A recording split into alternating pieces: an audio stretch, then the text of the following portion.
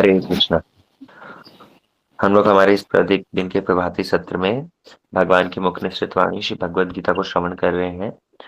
विशेष तिथि उपस्थित होने पर हम तिथि पालन करते हैं, अन्यथा प्रत्येक दिन ही हम लोग भगवद गीता के माध्यम से भगवान ने अर्जुन को जो दिव्य ज्ञान प्रदान किया है उसको यथा सामर्थ्य, यथा मति, यथा गति श्रवण करने की कोशिश करते हैं। और उसके अंतर्गत हम लोग तृतीय अध्याय को कंप्लीट कर चुके हैं। अब हम लोग का थर्ड चैप्टर का टेस्ट होगा, तो टेस्ट से पूर्व आज थोड़ा सा रिकैप मैं दे देता हूँ। थर्ड चैप्टर का थोड़ा सा ओवरव्यू, वापस से रिवीजन क्लास वो हम कर लेते हैं। हम लोगों ने प्रत्येक चैप्टर के फिनिश में खत्म विश्राम होने पर रिवीजन क्लास की है। तो उसका उद्देश्य यही था कि क्योंकि क्लासेस का एक एक श्लोक का डिटेल डिस्कशन करते करते कभी कभी बहुत लंबा समय चला जाता है। फिर बीच में कभी कभी प्रोग्राम्स और अन्य अन्य तिथि का पालन करते हुए फर्स्ट इनिशियली कॉन्टेक्स्ट जहाँ से आरंभ हुआ था और लास्ट विश्राम करने तक का कनेक्टिविटी हो तो लोगों को इतना समझ नहीं हो पाता। इसलिए हम ये रिवीजन क्लास के माध्यम से एटलीस्ट उस चीज को वापस से चैप्टर का ओवरऑल व्यू क्या है और चैप्टर के अंदर तो क्या कहा गया है, भगवान किस चीज को लक्ष्य कर रहे हैं, वो सारी बातों पर चर्चा करने के लिए हम ये रिवीजन क्लास करते हैं। हम लोगों ने जिस समय पर सेकंड चैप्टर का रिवीजन किया था, सेकंड चैप्टर जैसे आप लोगों को यदि उनका आइडिया हो तो लास्ट के श्लोकों में भगवान ने वहां पर चैप्टर सेकंड को भक्ति विनोद ठाकुर ने तो गीता का सार कहा है और भगवान ने वहां पर लास्ट के श्लोकों में अर्जुन को शांति का उपदेश दिया है, कर्म योग का उपदेश दिया और कर्म योग के माध्यम से अंत में शांति किस तरह से लाभ होगी वो विषय की चर्चा करी थी। अभी वो विषय की चर्चा करते करते भगवान ने विशेष करके अंतिम के जो दो श्लोक थे 70 और 71 श्लोक के अंदर भगवान ने शांति की बात करी। स शांति मृत्यु गच्छति, इस तरह से करके भगवान ने वहां पर बात करी है। और अर्जुन के मन में वहीं से ही प्रश्न जागृत हो जाता है कि यदि भगवान शांति की बात कर रहे हैं तो शांति की बात करने पर तो फिर युद्ध होना नहीं चाहिए। तो इसीलिए अर्जुन के मन में ये सारी डिस्कशन, ये सारी बातें जागृत हो जा रही है कि किस प्रकार युद्ध मुझे शांति प्रदान करेगा, पाप कर्म किस प्रकार मुझे शांति प्रदान कर सकते हैं। भगवान ने दो उपाय बताए थे, विहाय कामान यह सरमान पुमा शर्ति निस्पृहा निर्ममो निमर अहंकार स शांतिम अभिगच्छति। तो शांति की बात भगवान ने पूर्व चैप्टर के अंदर करी थी। तो इसी से ही अर्जुन का प्रश्न जागृत हो जाता है, अर्जुन के मन में संशय जागृत हो जाता है। अर्जुन तृतीय अध्याय के आरंभ में ही भगवान से प्रश्न करते हैं, व्यामिश्रेण वाक्येन बुद्धि मोय सीव में तदेकम वद निश्चित्य येन श्रेयोम आपनुयात्। भगवान के शब्द अर्जुन के लिए कैसे हैं? व्यामिश्रेण, व्यामिश्रेण वाक्येन, व्यामिश्रेण मतलब ये मिक्स्ड इंस्ट्रक्शन है। प्रभु आपकी जो बातें हैं ये मिक्स्ड इंस्ट्रक्शन आपके मुझे समझ में नहीं आ रहे। मिक्स्ड इंस्ट्रक्शन कैसे? बोले तुम मुझे पसंद भी हो और तुम मुझे पसंद नहीं भी हो, ये मिक्स्ड इंस्ट्रक्शन है। तो मैं भूखा रहते हुए खाना खाना है, तो ये मिक्स्ड इंस्ट्रक्शन है जिसको जिसके द्वारा क्या हो रहा है, अर्जुन की बुद्धि मोहित हो गई है। वास्तव में जब भी सेंसेस के द्वारा अगर हम कुछ ग्रहण करते हैं तो वो हमारे मन को कंफ्यूज कर देता है, मन को मोहित कर देता है। और विषयों के द्वारा जब मन मोहित होता है तब उस समय पर तो जो कुछ भी हो हमें ये चाहिए ही चाहिए, ऐसी वृत्ति हो जाती है। लेकिन स्पिरिचुअल इंस्ट्रक्शंस जो होते हैं वो स्पिरिचुअल इंस्ट्रक्शंस मन को मोहित नहीं करते, वो बुद्धि को मोहित कर देते हैं। इसलिए यहाँ पर अर्जुन ने बोला व्यामिश्रेण वाक्येण बुद्धि मोह मोहयसीव में, मेरी बुद्धि मोहित हो गई है। मोह मोह इव, इव मतलब कि काइंड ऑफ मोहित हो गई है। आपके इंस्ट्रक्शंस कैसे हैं? मोहित करने वाले हैं। वास्तव में आपके इंस्ट्रक्शंस तो हो सकता है क्लियर हो लेकिन मुझे ही समझ में नहीं आ रहे, इसलिए मोह सीव में मोहित जैसी होती जा रही है। इसलिए क्या करो, तदेकम वद निश्चित्य, हे भगवान आप जो है मेरे लिए निश्चित करो। क्या निश्चित करो? मेरे लिए एक ठीक रास्ता निश्चित करो। अर्जुन के प्रश्न से ही ये चैप्टर आरंभ होता है। तो इस चैप्टर के अंदर भगवान ने फिर डिटेल्ड और स्ट्रक्चर्ड और सिस्टमैटिक तरीके से कर्म योग की शिक्षा दी है। पूर्व अध्याय के अंदर, द्वितीय चैप्टर के अंदर भगवान ने कर्म योग के विषय में बतलाया, लेकिन उसकी अंडरस्टैंडिंग अर्जुन को कुछ और हुई, भगवान ने कुछ और कहा। कभी कभी होता है ना, इंस्ट्रक्शंस इतने क्लियर हो नहीं पाते, तब फिर डिटेल में समझाना पड़ता है। एक्चुअल में भगवत गीता ये कोई एक स्ट्रक्चर्ड क्लास तो है नहीं। जैसे हम क्लास देते हैं तो क्लास का हमारा एक टॉपिक होता है और उस टॉपिक के इर्द गिर्द ही हम बात करते हैं। तो भगवत गीता ये कोई स्ट्रक्चर्ड क्लास तो नहीं है। स्ट्रक्चर्ड क्लास मतलब कि गीता के विषय में कृष्ण पहले से प्लानिंग करके आए थे कि अर्जुन को मैं ये सब कहूंगा, और इसके बाद में ये आएगा, इसके बाद में ये आएगा, इसके बाद में ये आएगा। इस तरह से कोई स्ट्रक्चर्ड प्लानिंग नहीं थी। वो काइंड ऑफ पॉडकास्ट है। तो जैसे पॉडकास्ट के अंदर प्रश्न करते हैं उत्तर देते हैं, प्रश्न करते हैं उत्तर देते हैं, उसी प्रकार अर्जुन ने जैसे जैसे प्रश्न किए हैं, भगवान ने वैसे वैसा उत्तर दिया है। लेकिन इसका मतलब ये भी नहीं है कि गीता को पढ़ करके और उसका कोई स्ट्रक्चर्ड उससे आउटपुट नहीं ले पाए। नहीं, हमारे गुरुवर्गों ने इसको प्रॉपरली डिफाइन भी किया है कि कैसे प्रथम 6 अध्यायों के अंदर कर्म योग की ही मेजरली बात है, उसके बाद में फिर भक्ति योग की बात है, और लास्ट में फिर ज्ञान योग की बात है। तो ये आउटपुट तो उन लोगों ने निकाला है, लेकिन तब भी अर्जुन के प्रश्न जैसे जैसे हैं, भगवान ने उसके अनुरूप उत्तर दिए हैं। और विशेष करके भगवान ने अब एक सिस्टमैटिक अप्रोच आरंभ किया है। क्योंकि द्वितीय के अध्याय अध्याय को जैसे कि गीता का सार कहा गया है, तो उस गीता के सार के अंदर बहुत सारी बातें कह दी है ना, सब तरह के इंस्ट्रक्शंस भगवान ने दिए हैं। लेकिन अर्जुन के इस प्रश्न के बाद में, इस कंफ्यूजन के बाद में, भगवान ने अब थोड़ा सा स्ट्रक्चर्ड तरीके से बात करना आरंभ किया है। भगवान ने कहा दो तरह के लोग होते हैं, दो तरह की श्रद्धा वाले, एक तो है ज्ञानी और एक है भक्ति। तो अर्जुन के मन में यहाँ पर आ गया है कि मेरे पास में दो रास्ते हैं, एक तो मैं लड़ूं और एक मैं नहीं लड़ूं। और अगर मैं लड़ता हूं तो लड़ाई झगड़े से कौन सी शांति मिलेगी? लड़ाई झगड़े से शांति नहीं मिलेगी। और दूसरी बात, अगर मैं नहीं लड़ूं, अगर मैं जंगल में जाकर के साधु बन जाऊं, अगर मैं त्यागी हो जाऊं, तो मेरे को लड़ना भी नहीं पड़ेगा और इसके माध्यम से मुझे शांति भी मिलेगी। तो जो शांति की परिभाषा है, वो अर्जुन ने कुछ और एक्सेप्ट करी, और भगवान जबकि कुछ और समझाना चाह रहे थे। भगवान ने द्वितीय अध्याय के अंदर जिस शांति की बात करी है, वो कैसी शांति है? वो कर्म योग के माध्यम से लास्ट में फाइनली जो शांति मिलती है उसकी बात की गई है ना। जो श्लोक बतलाया गया था कि कैसे विहाय कामान ये सर्वान पुमांश्चरति निस्पृहा निर्ममो निरहंकार स शांतिम अभिगच्छति, कि कामनाओं को त्याग करके और अपने मन को एक एकनिष्ठ करके, ऐसे व्यक्ति को जो जिसका कोई अहंकार नहीं है, जिसका कोई मोह नहीं है, ऐसे व्यक्ति को शांति प्राप्त होती है जो अपने कर्मों को कर रहा है। तो उस व्यक्ति को अंतिम में शांति प्राप्त होती है। लेकिन अर्जुन क्या समझ रहे हैं? शांति मतलब इंस्टेंट शांति। अर्जुन समझ रहे हैं शांति मतलब एक्सटर्नल शांति, बाह्य शांति, की युद्ध नहीं हो तो बाह्य रूप में शांति रहे, भले ही आंतरिक शांति नहीं हो। लेकिन कृष्ण ने जिस शांति की बात करी है, वो आंतरिक शांति है कि अर्जुन, यदि कोई व्यक्ति कर्मयोग का पालन करता है तो उसके माध्यम से परवर्ती काल में एंड कंक्लूजन में उसे आंतरिक शांति मिलेगी। इसलिए अब ये प्रश्न जब उठा है, भगवान ने सिस्टमैटिक रूप में बतलाना आरंभ किया है। और सबसे पहले भगवान ने ये दो तरह की श्रद्धा के बारे में बतलाया, और उसके बाद में व्यक्ति के अधिकार के बारे में बात करी, कि व्यक्ति को अपने अधिकार के अनुसार कार्य करना चाहिए। क्या अधिकार के अनुसार कार्य करना चाहिए?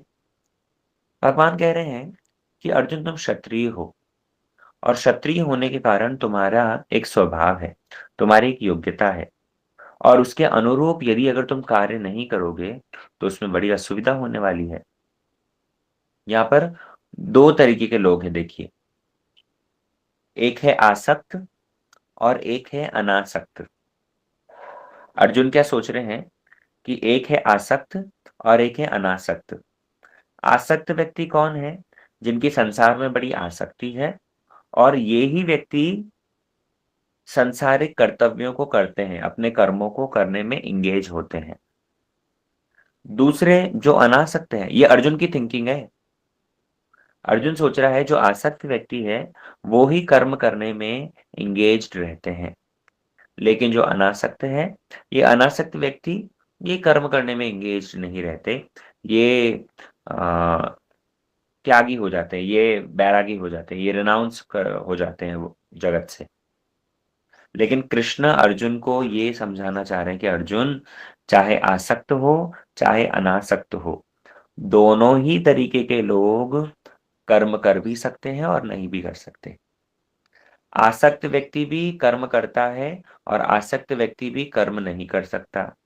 दूसरी बात, संसार में अनासक्त व्यक्ति वो भी कर्म कर सकता है, और अनासक्त व्यक्ति अगर कर्म नहीं करे तो भी ये एक ऑप्शन है।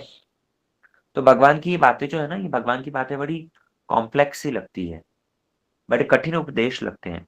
कल होगा तो मैं एक प्रॉपर चार्ट से एक्सप्लेन करके आपको समझाने की कोशिश करूंगा, तो उसको प्रेजेंट करके और बतलाएंगे। लेकिन यहाँ पर जो है, देखो, एजुकेशन प्रदान करने का, ज्ञान देने का कई सारे तरीके हो सकते हैं। कभी कभी होता है कि जटिल बात को भी सरल रूप में प्रेजेंट कर देना, और कभी कभी होता है कि सरल बात को भी जटिल रूप में प्रेजेंट कर देना। एजुकेशन के ये दोनों ही तरीके देखने को मिलते हैं। जैसे उदाहरण के तौर पर, कुछ कुछ बातें बड़ी सरल सहज होती है, लेकिन वास्तव में विचार करें तो उतनी भी सहल सरल नहीं है। कैसे? जैसे उदाहरण से समझो, कोई किसी व्यक्ति को कोई रोग हुआ। अगर तुम्हें कोई रोग हुआ है तो सिंपल सी बात है, दवाई खा लो। रोग हुआ है, डॉक्टर के पास में जाओ, डॉक्टर दवाई दे देगा, दवाई खा लो, ठीक हो जाओगे। कितनी सिंपल सी बात है। रोग हुआ, दवाई खाओ, ठीक हो जाओ। सिंपल है कि नहीं? लेकिन वास्तविक रूप में एक व्यक्ति के अंदर कितने क्रिटिकलिटीज हो सकती है, वो तो डॉक्टर ही जानता है।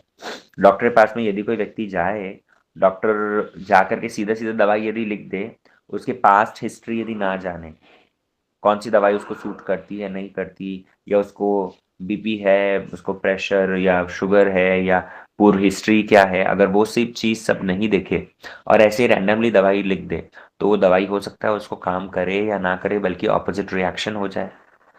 तो ये एक, समझो तो अगर बड़ा सिंपल है, और नहीं तो कॉम्प्लेक्सिटीज अगर देखो तो बहुत कुछ हो सकती है। किसी व्यक्ति ने पाप कर्म किया, किसी व्यक्ति ने किसी को मार दिया तो सिंपल सी बात है, अब पनिशमेंट मिलेगा। आपने किसी व्यक्ति की हत्या करी है तो आपको दंड मिलेगा ही। लेकिन क्यों मारा था, अगर उसके अंदर डिटेल में जाएं, तब तो फिर बहुत कुछ हो सकता है। ये वास्तव में मारने का उद्देश्य नहीं था, बाई एक्सीडेंट हो गया, या फिर ये व्यक्ति तो सीरियल किलर है तो इसने तो पर्पजली मारा है, ये हो सकता है। या फिर हो सकता है कि अरे नहीं नहीं, इन्होंने तो this was just an act of self defence, केवल अपनी रक्षा करने के लिए उन्होंने इस तरह का प्रहार किया था। तो ये तीसरा केस तो बिल्कुल ही अलग है। तो ये होता है एक तरीका जहाँ पर सरल बातों को भी कभी कॉम्प्लेक्स रूप में प्रेजेंट किया जाता है, और कॉम्प्लेक्स बातों को भी कभी सरल रूप में प्रेजेंट किया जाता है।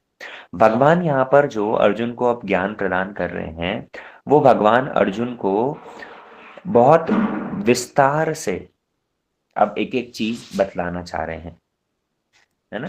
इसलिए भगवान का जो यहाँ पर तरीका है, ये क्या है, ये अथॉरिटी सेंटर्ड तरीका नहीं है।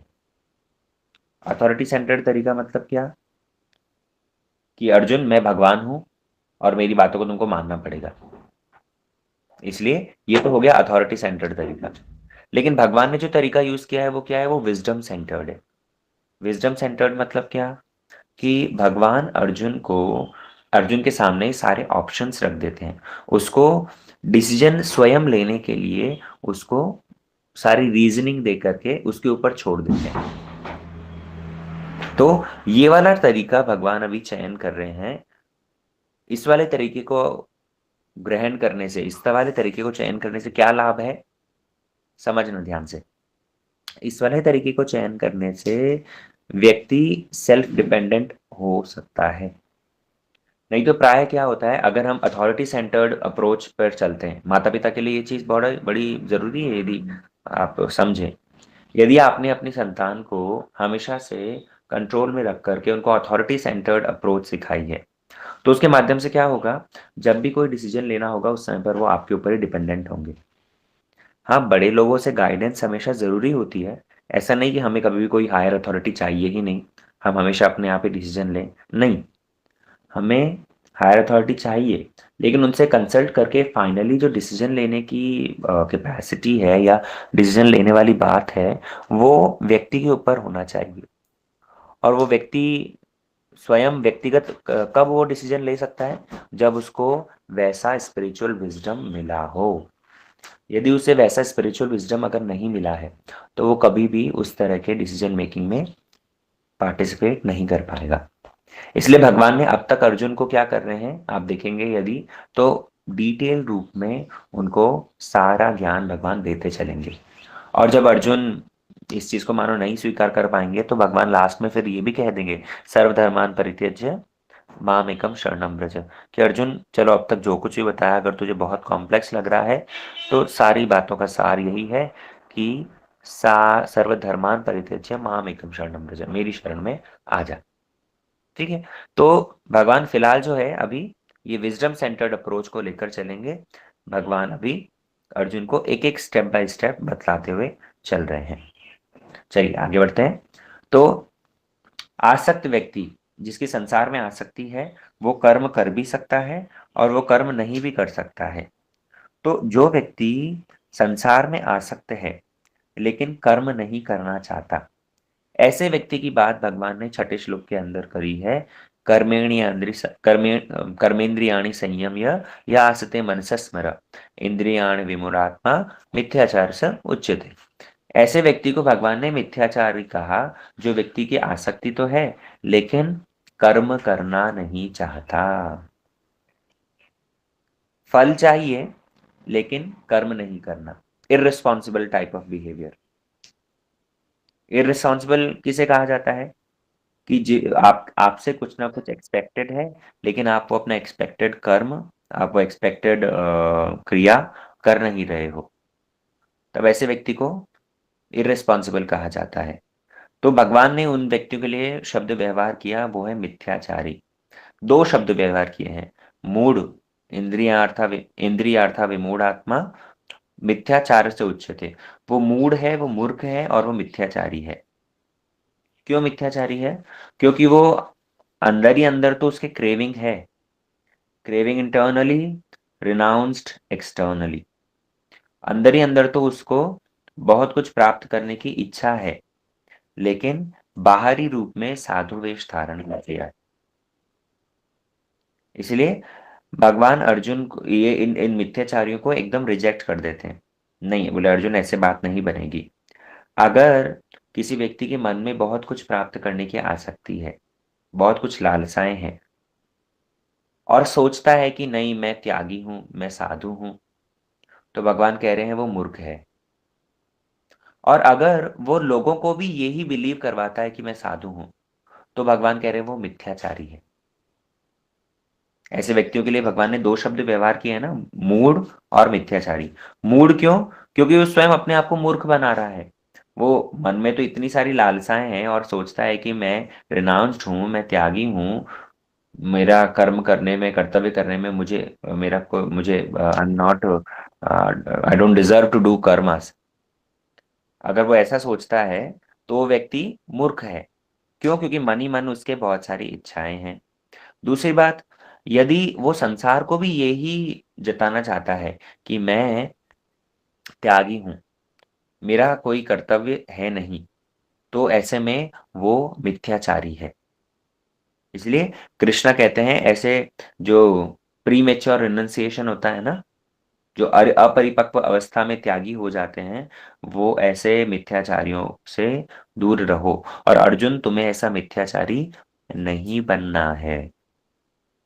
अर्जुन को भगवान, मतलब भगवान ने स्पष्ट नहीं कहा, लेकिन भगवान ये अर्जुन को मानो हिंट दे रहे हैं कि अर्जुन, तुम तो क्षत्रिय हो, और क्षत्रिय होने के कारण तुम्हारा स्वभाव है, तुम्हारे अंदर बहुत सारी इच्छाएं हैं।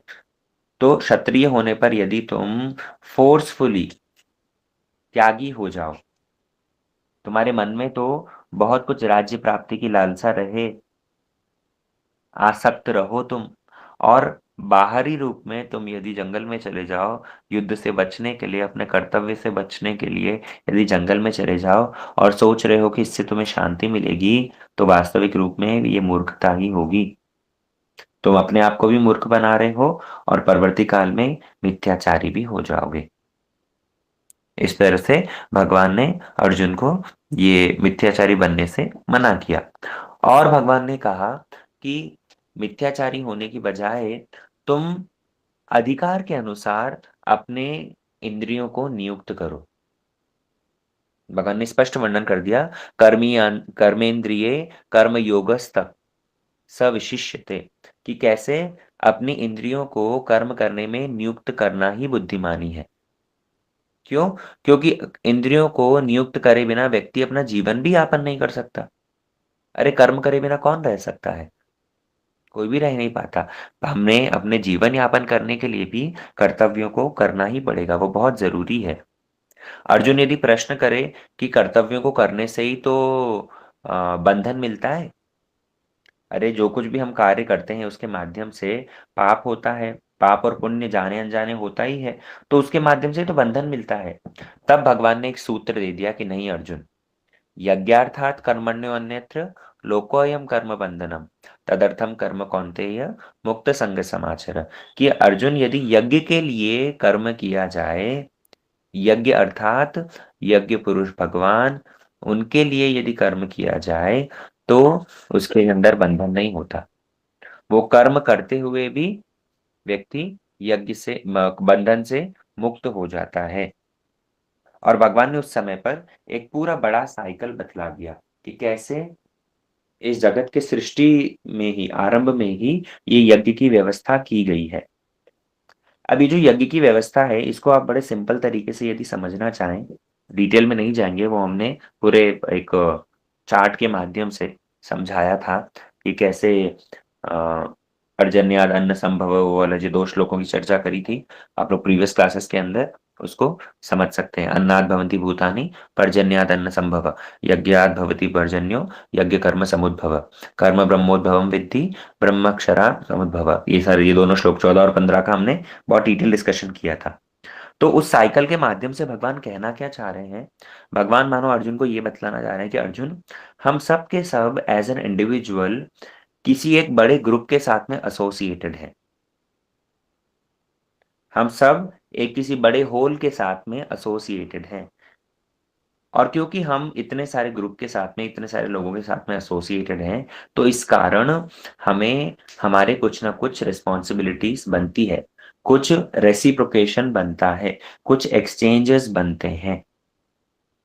जैसे हमने जब जन्म लिया तो हम किसी के पुत्र हैं, हम किसी के भाई हैं, हम किसी घर के सदस्य हैं।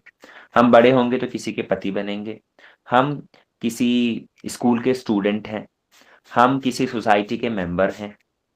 हम किसी राज्य के या किसी देश के नागरिक हैं, है ना? तो हम एज एन इंडिविजुअल, हमारी केवल मात्र एक पर्सनैलिटी नहीं है, हम हमेशा किसी एक बड़े ग्रुप के साथ में एसोसिएटेड हैं।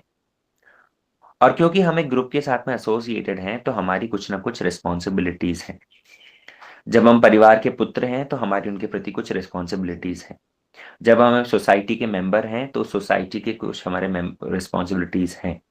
जब हम किसी देश के नागरिक हैं तो उस देश के प्रति हमारी कुछ ना कुछ रिस्पॉन्सिबिलिटीज हैं। और जब ये सर्कल और बड़ा होता है, जब ब्रह्मांड लेवल पर बात करते हैं, तो भगवान कहते हैं हम देवताओं के साथ में भी एसोसिएटेड हैं। इसीलिए क्या करना पड़ेगा, जब हम उनसे कुछ ले रहे हैं तो बदले में उनको कुछ देना पड़ेगा। हम घर के मेंबर होने के कारण अगर माँ के द्वारा बनाया हुआ भोजन यदि ग्रहण करते हैं, पिता के द्वारा कमाई हुई पैसा को यदि हम व्यवहार करते हैं, तो उनके बदले में उनके प्रति हमें रेसिप्रोकेट करना पड़ेगा। हम किसी सोसाइटी में रहने के कारण यदि सोसाइटी हमें क्लब्स, यदि हमें फुटबॉल ग्राउंड, यदि हमें प्रोग्राम्स और सब सिक्योरिटी ये सब प्रोवाइड कर रही है, तो बदले में हमें मेंटेनेंस हर महीने देना पड़ेगा। हम यदि एक देश के नागरिक हैं, देश के नागरिक होने के कारण यहाँ पर हमें सुरक्षा मिल रही है, एजुकेशन मिल रही है, तो हमें उनके प्रति के लिए टैक्सेस देना पड़ेगा। होता है ना? तो ठीक उसी प्रकार हम इस ब्रह्मांड के अंदर होने के कारण देवता हमें बहुत कुछ वस्तु प्रदान कर रहे हैं, तो उनके प्रति भी हमें रेसिप्रोकेट करना पड़ेगा। तो वो ही बात 14 और 15 श्लोकों में भगवान ने बतलाई है। और इसी को, यही डिस्कशन कंटिन्यू आगे करते करते भगवान उसके बाद में अर्जुन को कर्म के बारे में थोड़ा सा हिंट देते हैं, है ना? हम आज तो टाइम हो गया, हम कल फिर इसको और विस्तार से आगे चर्चा करेंगे। हम कोशिश करेंगे जल्दी जल्दी दो कल की क्लास में या पर और एक दिन लेकर के ये रिकैप तुरंत फिनिश कर दें। फिर उसके बाद में होप 16th को आप लोग का टेस्ट होगा। 16th मॉर्निंग में क्लास नहीं करके हम 16 को फिर टेस्ट करेंगे। ठीक है, आज के सत्र को फिर हम यहीं विश्राम देते हैं।